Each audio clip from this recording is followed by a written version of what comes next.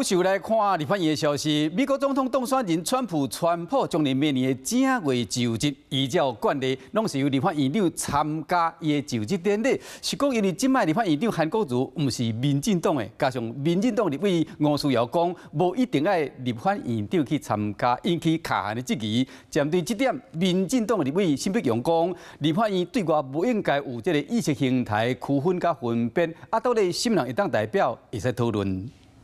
200多家电子党，这是外交部114年度总预算书，载明5国外交施政目标甲预算说明。不过其中机密预算变18亿外，不过说明当中，外交部用机密做理由抗白，预算比今年11亿8671万增加5.3%，创6年来新高。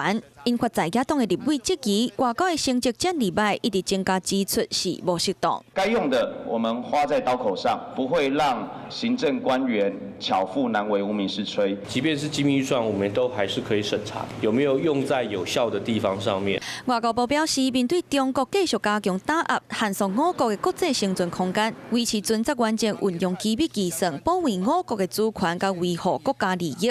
不过要拼外交，确实无简单。美国总统大选才打结束，应该是想带团要去恭喜赴美出席美国总统就职的。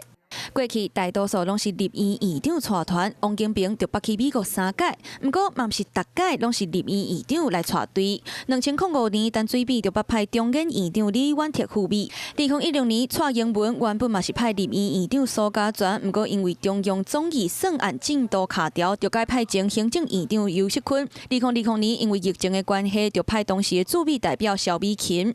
这届立院院长韩国瑜甚至伫咧面册po文祝贺 Trump 王者归来，敢是后一步就是伊带团赴美。不过民进党立委吴思瑶一句讲，无一定就爱立院院长，嘛引发着党韩的质疑。赖总统真的。格局气量还是要大一点，为国家拼外交这个惯例我觉得应该要维持，应该不至于这么小鼻子小眼睛的。我觉得看韩院长自己的 schedule 有没有办法过去，可能是比较重要的，不应该去区分我们的意识形态跟立场。赴美的庆贺团要安怎组队，国等总统决定，就希望这届机会会当和台美的友好关系更加进一步。Hello， 我是林明瑞。想要抢先掌握最及时的新闻资讯吗？赶快订阅、按赞、开启小铃铛，锁定我们华视新闻的 YouTube 频道。